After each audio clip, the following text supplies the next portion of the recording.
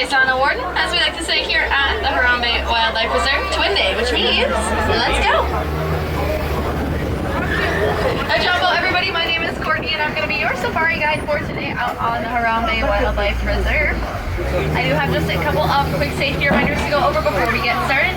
Please do make sure to remain fully seated with your hands, arms, feet, and legs inside the truck at all times.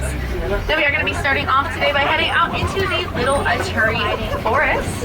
Animals out here in the forest are pretty shy and reclusive, but I do think if we keep our eyes and ears open, we should be able to spot a couple of them with no problem. Looks like immediately over on that right-hand side, I do see a couple of okapi, which are those dark brown antelopes with the black and white stripes on their legs.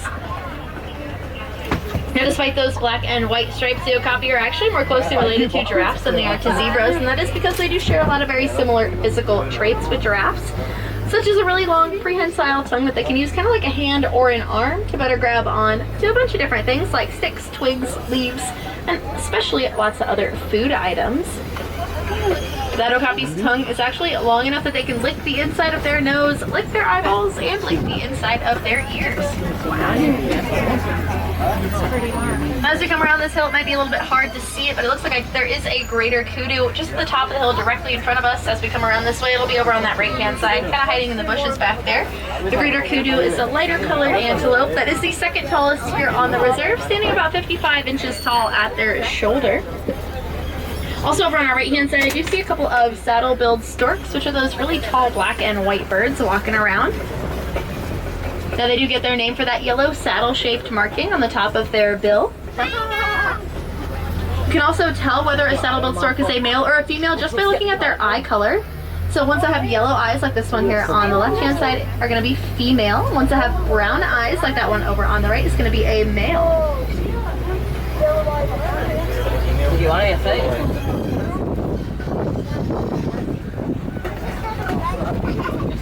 And we are getting ready to head out of the forest. And as we leave the forest, we'll be heading towards the Safi River Valley. The Safi River Valley is going to be home to some more aquatic-based animals that like spending their time in or around the water.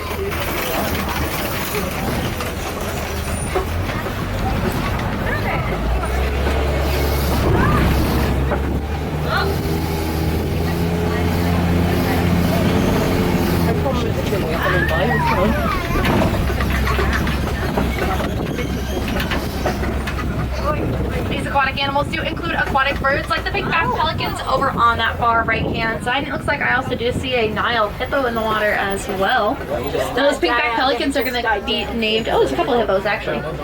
Those pink-backed pelicans get their name because of the pink skin on their backs that will turn a brighter, more vibrant shade of pink during mating season. Now these Nile hippos are going to spend most of their time fully underwater because they don't have true sweat glands like we do. Looks like there are a couple more of them over here on the left-hand side as well. They do have to rely on this nice cool water to keep them from getting overheated. And even though they are going to spend most of their time under the water, they are not very strong swimmers and instead will just kind of walk along the riverbeds or float around to get from point A to point B. And that is a really good way to remember the name for a group of hippos. A group of hippos is called a bloat, and hippos like to float. You can kind of see how this one is just walking along the ground there. So there's two of them.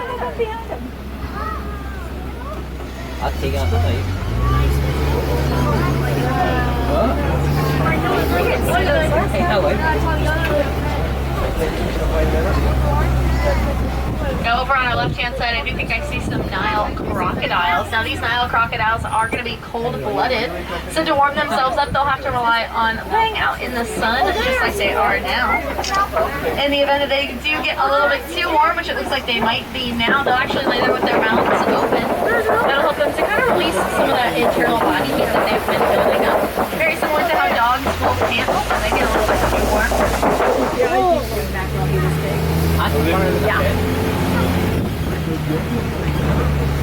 Even the world.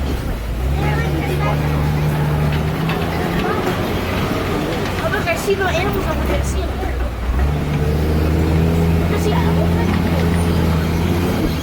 And we are going to be heading up towards the savannah, which is home to some more recognizable animal species like giraffes, zebras, and lions. Before we do that though, I do want to show you this cool tree on our right hand side. This is a baobab tree, also known as the upside down tree, and it does get that nickname because it looks like it was planted upside down. This tree does get that unique appearance because they're typically leafless for about 9 months out of every year, so their branches do look a little bit more like roots.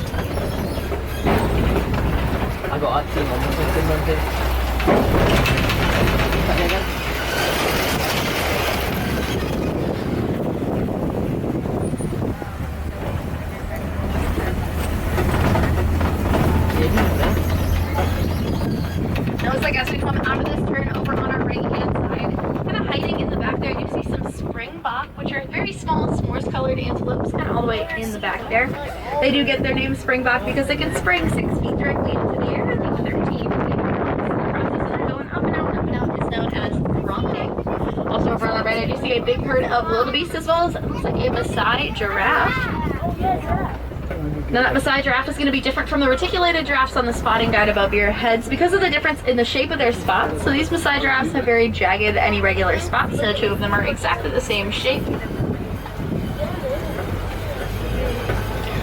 Now those wildebeest, which are the gray and black animals over on our right, are migratory in nature. They are going to travel in very large herds of up to 1.5 million individuals at a time. It does make them the second most densely populated animal herd in the world. Looks like also I do see a couple of elands, which are those really tall, lighter brown colored antelopes. The eland is the tallest antelope species here on the reserve, standing about 6 feet tall at their shoulders. Also on the back left-hand side are some sable antelope, which are those darker brown ones with the white faces.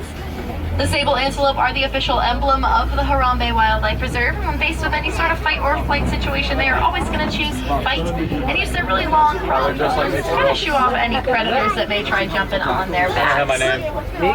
For flighting. No, sable. They don't fight. No, they do fight.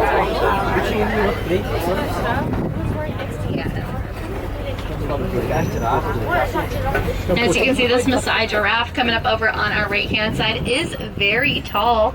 Giraffes are the tallest land mammal on Earth, reaching heights of up to 20 feet when fully grown. That's wild. In fact, when they're born, they're already about 6 feet tall. And because mama giraffes do give birth standing up, that baby will have quite the fall down to the ground. But that impact that the baby has will help to kind of kickstart its respiratory system and get it breathing on its own. Very similar to how we give newborn human babies pats on their back once they are first born.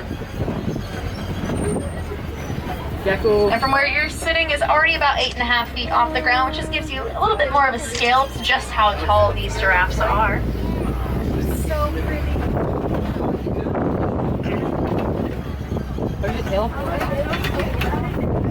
And as we come up around this way, it looks like on that big hillside off to our right, I do see a couple of wildebeest still, but also some Ankoli cattle. Those Ankoli cows are the big brown and white animals with the very large horns on top of their heads. Those Ankoli cattle horns look like they would be heavy, but they are actually not. They are mostly hollow on the inside, which does make them lightweight. They do have sort of a honeycomb-like structure that runs up into their horns, so that allows them to flow their blood up in there if they need to cool themselves down, especially on really hot days. Looks like I also do see a family of Hartman's mountain zebras coming up over on our right-hand side, as well as a handful more of those Maasai giraffes. Now, these Hartman's mountain zebras are known for their small hooves, and those small hooves make it easier for them to climb on mountainsides, cliff sides, and other rocky areas without slipping off as easily. Looks like there are 2 baby zebras with that family group. Those babies will be able to find their mom in a very large herd just by looking at her side, and that is because no 2 zebras share the same exact stripe pattern. We're going to be going by another one of these Maasai giraffes. Now, a group of these giraffes is known as a tower, and that is because they are so tall.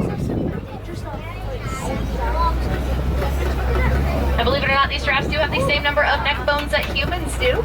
Humans and giraffes both have 7 neck vertebrae. Of course, the giraffe's bones are just much larger and much longer than ours are. That's convenient. You just left an object.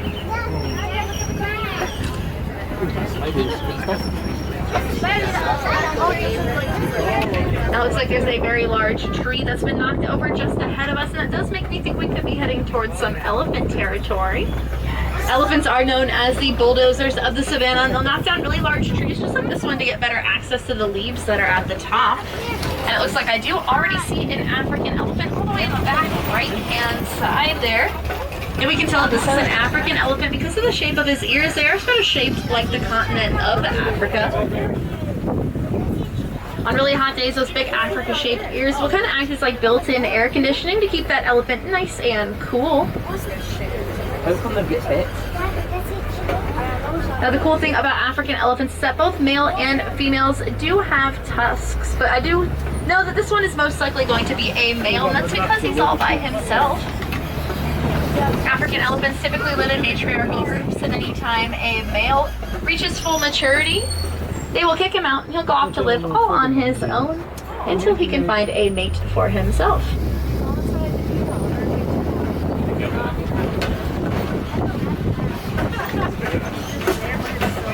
That's not always the case. The elephants all in a group are all going to be female because sometimes those solo males will find each other and form what are called bachelor groups. Well, they'll all kind of hang out with one another again until they can each go off to find their own mate.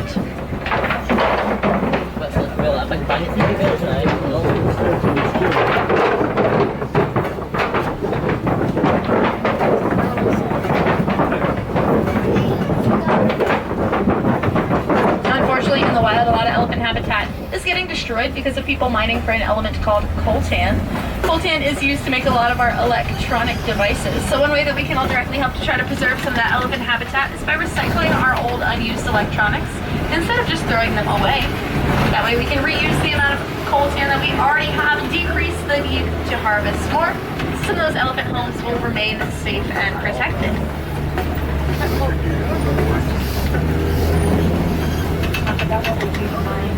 Now, a mama elephant will be pregnant with her baby for about 22 months, or just under 2 years.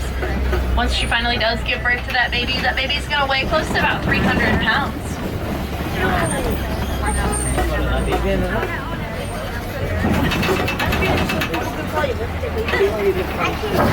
Looks like we're also passing by some more of these baobab trees coming up here. Now, in addition to the upside down tree, these very large baobab trees are also known as the tree of life because they can store up to 30,000 gallons of water inside of their very large trunks. Speaking of trunks, those elephant trunks are very powerful. They have over 40,000 muscles inside of just their trunk, and they can use all those muscles to maneuver in any which way that they may need. They do have very fine motor skills, and they can pick up a penny off of flat ground with that trunk. Basically anything that our hand and arm can do, that trunk can do as well.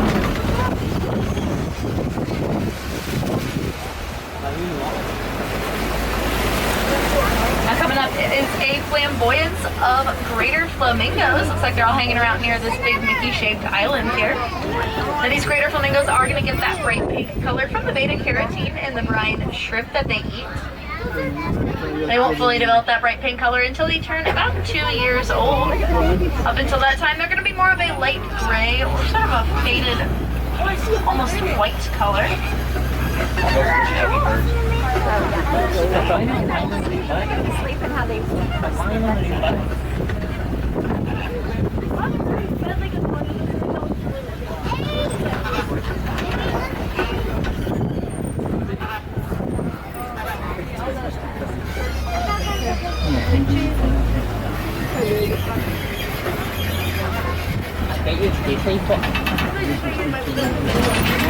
That looks like coming up just in front of us, I do see a couple of white rhinos hanging out.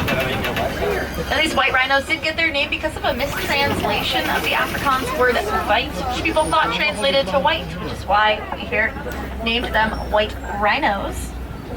However, that word white does not actually translate to white. It translates to wide, W-I-D-E, and that is because they have much wider mouths than other species of rhino. Those wider mouths do make it easy for them to graze on the grasses, hays, and other lower hanging plants that they like to eat.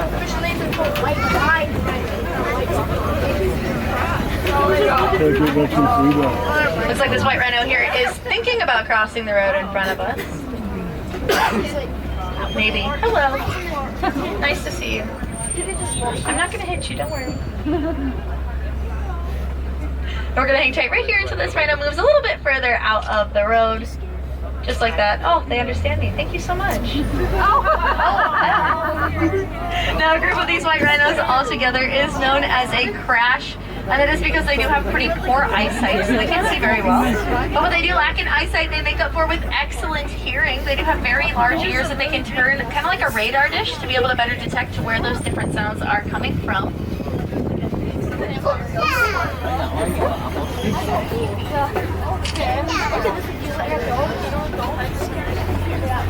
Looks like also over on our left-hand side, I do see a couple of cheetahs. Now these cheetahs are the fastest land mammal on Earth, reaching speeds of up to 60 miles per hour in just 3 seconds. Now they won't run that fast for very long periods of time, usually just very short bursts of speed while they're hunting. These cheetahs are diurnal, so they'll be most active during the day. So the dark circle markings that are around their eyes and kind of down their face will help to reflect the glare of the sun, make it easier for them to see a little bit. Cheetahs are also one of the only large cats that cannot roar, so instead of roaring, they'll communicate with each other with a series of high-pitched chirping noises. They can still hiss and purr just like other big cats can, they just can't roar.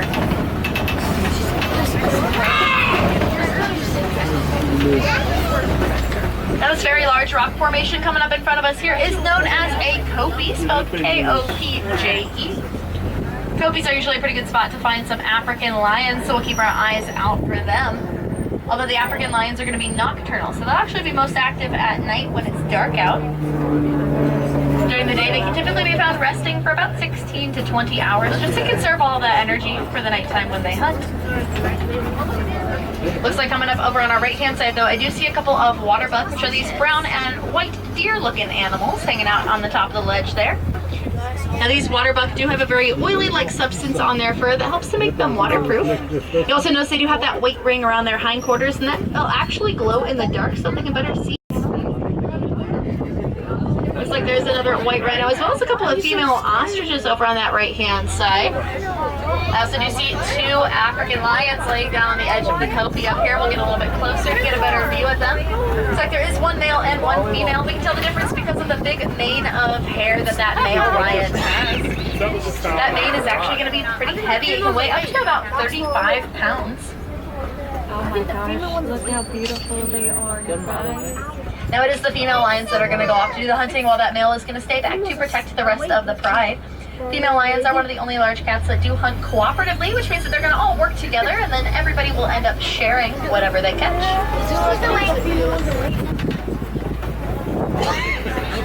Now over on the left-hand side, I do see some warthogs, which are probably the animals that dug out these little burrows in the ground here. Those warthogs do have 2 sets of tusks, one for digging out burrows and one just for self-defense.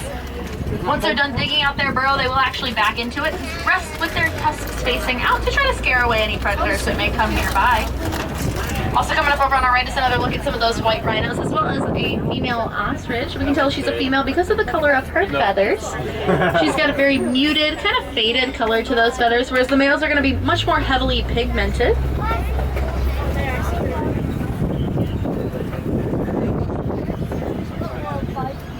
Looks like one of those female ostriches did lay a clutch of eggs as well up here over on the right-hand side. Now those ostrich eggs are very large. Each one is going to weigh about 3 pounds. And those shells are incredibly strong. A human could stand directly on top of one of those eggs without cracking the shell. One of those ostrich eggs is also going to be equivalent to about 24 chicken eggs. That'd be a good omelet. Full of protein.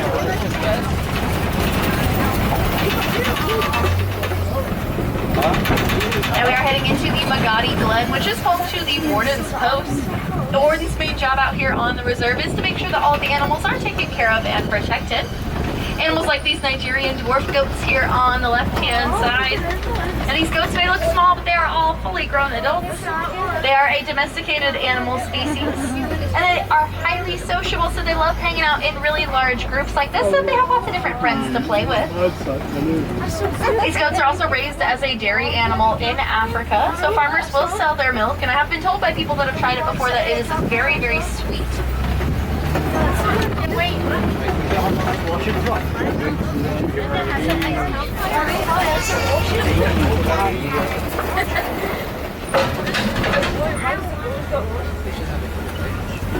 And my friends, we are making our way back toward the village, which does sadly mean that our safari is coming to an end.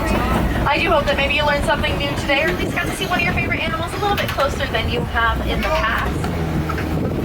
I would also highly encourage you to share the things you learned and the things you saw with your friends and family back home, because the more people that we get to care about these animals, the better protected that they are going to be in the future.